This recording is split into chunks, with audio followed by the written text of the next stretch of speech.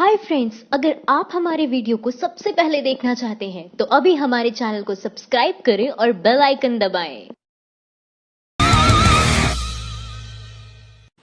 Supreme court परिसर में जाने वाले पहले प्रधानमंत्री होंगे मोदी। बिम्स्टेक देशों में आतंकवाद, मानव तस्करी और ड्रग स्मगलिंग की रोकथाम के लिए प्रधानमंत्री नरेंद्र मोदी सार्क देशों में मुख्य न्यायाधीशों से सीधी बात करेंगे। ये बातचीत 26 नवंबर को होने वाले संविधान दिवस की पूर्व संध्या पर रविवार को सुप्रीम कोर्ट में मुख्य न्यायाधीश रंजन गोगोई की अध्यक्षता में होगी। ये पहला मौका होगा जब कार्यपालिका के प्रमुख प्रधानमंत्री मोदी न्यायपालिका के प्रमुख मुख्य न्यायाधीश रंजन गोगोई के साथ सुप्रीम कोर्ट में बैठक करेंगे। बिम्स्टेक यानी bay of Bengal initiative of multi sectoral technical and economic cooperation देशों के न्यायाधीशों का ये पहला सम्मेलन है जो भारत में किया जा रहा है। उप रजिस्ट्रार राकेश शर्मा ने बताया कि ये सम्मेलन सुप्रीम कोर्ट परिसर में होगा। इसमें बांग्लादेश और म्यांमार के मुख्य न्यायाधीश तथा नेपाल, थाईलैंड और भूटान के वरिष्ठ जज भाग लेंगे। सम्मेलन में इन देशों की भूमि से होने वाली मानव तस्करी, आतंकवाद और अवैध नशीली दवाओं की तस्करी की रोकथाम के कानूनों के अमल पर बातचीत होगी। सूत्रों के अनुसार रविवार को इस क्लोज डोर कार्यक्रम के अंत में प्रधानमंत्री नरेंद्र मोदी हिस्सा लेंगे। उन्होंने बताया कि ये पहला मौका होगा जब कार्यपालिका के प्रमुख प्रधानमंत्री न्यायपालिका के प्रमुख मुख्य न्यायाधीश के साथ सुप्रीम कोर्ट में बैठक करेंगे। सीधी मुलाकात नहीं होती। राष्ट्रपति भवन में शपथ समारोह के अलावा प्रधानमंत्री मुख्य न्यायाधीश से कभी सीधे नहीं मिलते और सुप्रीम कोर्ट में तो ये कभी नहीं हुआ है। कोई बात करनी होती है तो दोनों में पत्र व्यवहार होता है, मुलाकात नहीं। वही मुख्य न्यायाधीश से केंद्र के प्रतिनिधि के तौर पर कानून मंत्री मिलते हैं, क्योंकि कानून मंत्रालय न्यायपालिका का प्रशासनिक मंत्रालय है। फैसले अगले दिन सार्वजनिक होंगे। इस कार्यक्रम के लिए फैसलों के बारे में अगले दिन सोमवार को संविधान दिवस के अवसर पर राष्ट्रपति की मौजूदगी में सार्वजनिक किया जाएगा।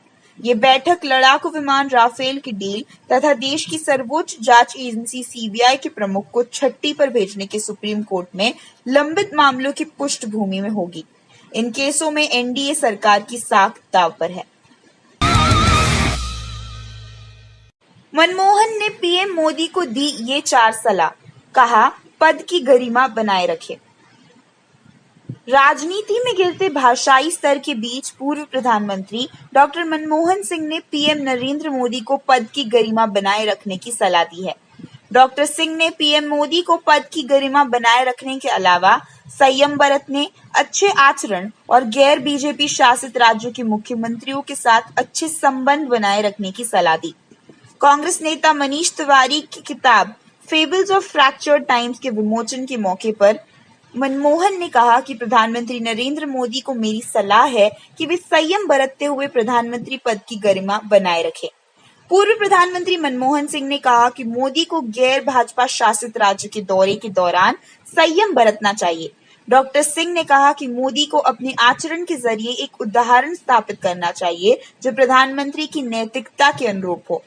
प्रधानमंत्री को ऐसे समय में सलाह देना जब सार्वजनिक बहस का स्तर गिरता जा रहा है, खासकर चुनाव के दौरान। इस बारे में पूछे जाने पर मनमोहन ने कहा कि वे प्रधानमंत्री के तौर पर जब भी भाजपा शासित राज्यों का दौरा किया करते थे, उनके मुख्यमंत्रियों के साथ संबंध बहुत अच्छे होते थे। उन्होंने कहा कि मध्य प्रदेश के मुख्यमंत्री शिवराज सिंह चौहान उनके इस दावे की पुष्टि करेंगे कि संप्रग शासन के दौरान भाजपा शासित राज्यों के साथ कोई भेदभाव नहीं किया गया। 26/11 को मुंबई में हुई आतंकवादी हमलों की 10वीं बरसी पर उन्होंने कहा कि मुझे उम्मीद है कि आतंकवादी गतिविधियों पर लगाम लगाने के लिए भारत और पाकिस्तान के बीच कुछ समझदार तत्व पनपेंगे। उन्होंने इस बात पर भी गौर किया कि कश्मीर जो हो रहा है वो उन पीड़ाओं का संकेत है जिनका कारण इन दोनों देशों के बीच खराब संबंध है। इस मौके पर मौजूद जम्मू कश्मीर के पूर्व मुख्यमंत्री डॉक्टर फारूक अब्दुल्ला भी मौजूद थे। उन्होंने कहा कि नेहरू ने पीएम पद का जो स्तर कायम किया था, मोदी ने उसे गिराया है। स्वामी अविमुक्तेश्वरानंद ने कहा, मोदी गंगा मां के पुत्र नहीं कुपुत्र है। ये उनके आचरण से सिद्ध हो जाता है। काशी धर्म संसद में हुई चर्चा में संत प्रधानमंत्री नरेंद्र मोदी से खुश नहीं नजर आ रहे हैं। ऐसे में गंगा का मुद्दा उठाते हुए स्वामी अभिमुक्तेश्वरानंद ने पीएम मोदी पर हमला किया और कहा कि मोदी जी अपने आप को गंगा जी का पुत्र कहते हैं, लेकिन वो गंगा माँ के पुत्र नहीं, कुपुत्र है। क्या है पूरा मामला? दरअसल 3 दिनों तक चलने वाली काशी धर्म संसद में चारों पीठों के शंकराचार्य के प्रतिनिधि समेत देश विदेश के कई साधु संत शामिल हुए। इस संसद में कई मुद्दों पर अहम बातचीत हुई, जिसमें साधु संत पीएम मोदी से खुश नहीं नजर आए। ऐसे में स्वामी अभिमुक्तेश्वरानंद ने कहा, माता कभी कुमाता नहीं होती, लेकिन पुत्र कभी कभी कुपुत्र हो जाता है। तो पुत्र तो वो है, यानी कि पीएम मोदी, क्योंकि वो खुद को कहते हैं कि मैं गंगा माँ का पुत्र हूँ। तो हम इसे कैसे खारिज कर दे कि वो पुत्र नहीं है? लेकिन उनके आचरण से ये सिद्ध हो जाता है कि वो गंगा माता के सुपुत्र नहीं बल्कि कुपुत्र है, क्योंकि उन्होंने गंगा माँ के नाम पर सत्ता हासिल की और गंगा माता की कोई सुध नहीं ली। यहाँ तक कि काशी में आकर कभी गंगा में उन्होंने कभी स्नान भी नहीं किया। इसके साथ ही जब वो फ्रांस के राष्ट्रपति के साथ काशी आए थे, तो वो जूता पहने हुए सीधे रैंप पर से नाव में चढ़ गए थे और यात्रा करके सीधा उतर गए थे। उन्होंने गंगा माँ को प्रणाम तक नहीं किया। राम मंदिर पर भी मोदी सरकार को घेरा। स्वामी अभिमुक्तेश्वरानंद ने सिर्फ गंगा माँ का मुद्दा ही नहीं बल्कि राम मंदिर का मुद्दा भी उठाकर मोदी सरकार पर हमला किया और कहा कि राम मंदिर को लेकर लगातार वो सिर्फ राजनीति कर रहे हैं और उनका मंदिर निर्माण का कोई इरादा नहीं है। इसके साथ ही स्वामी अभिमुक्तेश्वरानंद ने सुप्रीम कोर्ट में चल रहे राम मंदिर के मुद्दे पर कहा कि राम मंदिर के मुद्दे में राजनीतिक दलों के साथ साथ न्यायालय को भी इसमें हस्तक्षेप नहीं करना चाहिए। अयोध्या में राम मंदिर बनाना मुद्दा नहीं है बल्कि जन्मभूमि मुद्दा है और राम जन्मभूमि हिंदुओं की है। स्वामी अभिमुक्तेश्वरानंद ने दागा सवाल। स्वामी अभिमुक्तेश्वरानंद ने कहा कि जब राम जन्मभूमि की 67 एकड़ जमीन पहले से ही सरकार के पास है, तो फिर किस चीज का अध्यादेश लेना है? अध्यादेश लाने की बात तब सही होती अगर 67 एकड़ जमीन किसी और के पास होती तो। नेहरू, इंदिरा और राजीव गांधी का नाम लेकर पीएम नरेंद्र मोदी से ये बोले फारूक अब्दुल्ला। जम्मू कश्मीर के पूर्व मुख्यमंत्री फारूक अब्दुल्ला ने प्रधानमंत्री नरेंद्र मोदी पर पूर्व प्रधानमंत्री जवाहरलाल नेहरू की आलोचना करने के लिए निशाना साधा है। उन्होंने बताया कि नेहरू, इंदिरा गांधी और राजीव गांधी ने देश के लिए क्या किया। अब्दुल्ला ने कहा, अगर हम यहाँ बैठे हैं तो ये उनके कारण है। उन्होंने कहा कि इस देश के प्रधानमंत्री के रूप में उन्हें बड़ा सोचना चाहिए। अब्दुल्ला ने पूर्व प्रधानमंत्री अटल बिहारी वाजपेयी को भारत रत्न ना देने के लिए कांग्रेस पर भी निशाना साधा। फारूक अब्दुल्ला ने कहा, नेहरू ने इस देश में क्या योगदान दिया, ये बोलने के स्तर पर गुणवत्ता कम हो गई है।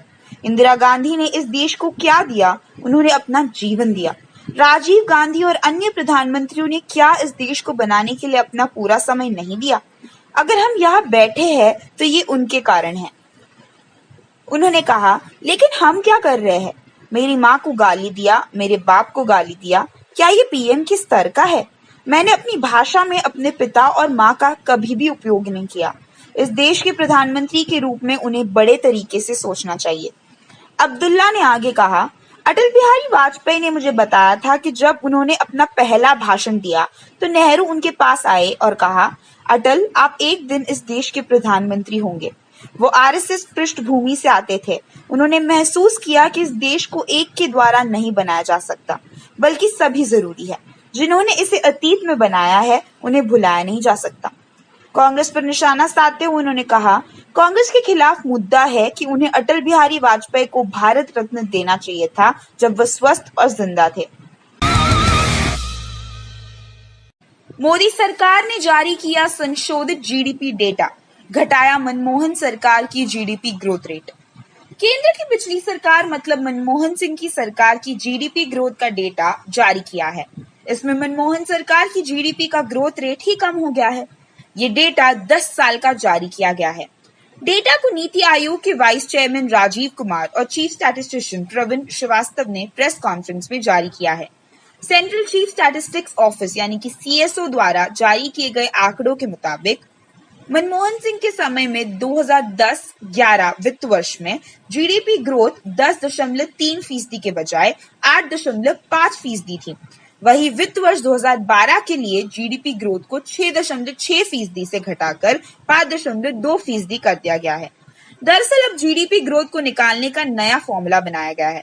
इस फॉर्मूले के मुताबिक मनमोहन सरकार का जीडीपी ग्रोथ रेट कम हो गया है। वित्त वर्ष 2006 में पुरानी सीरीज के हिसाब से 9.3% जीडीपी ग्रोथ, जो नई सीरीज में 7.9% है। वही वित्त वर्ष 2007 में पुरानी सीरीज के हिसाब से जीडीपी ग्रोथ 9.3% थी, वो घटकर 8.1% हो गई। वित्त वर्ष 2008 में पुरानी सीरीज में जीडीपी 9.8% थी, जो नई सीरीज में 7.7% हो गई।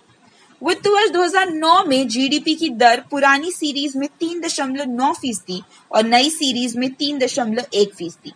इसी तरह वित्त वर्ष 2010 में पुरानी सीरीज के हिसाब से जीडीपी की दर 8.5% थी, जो नई सीरीज में 7.9% हो गई। वित्त वर्ष 2011 में पुरानी सीरीज के हिसाब से जीडीपी की दर 10.3% थी, जो नई सीरीज में 8.5% हो गई।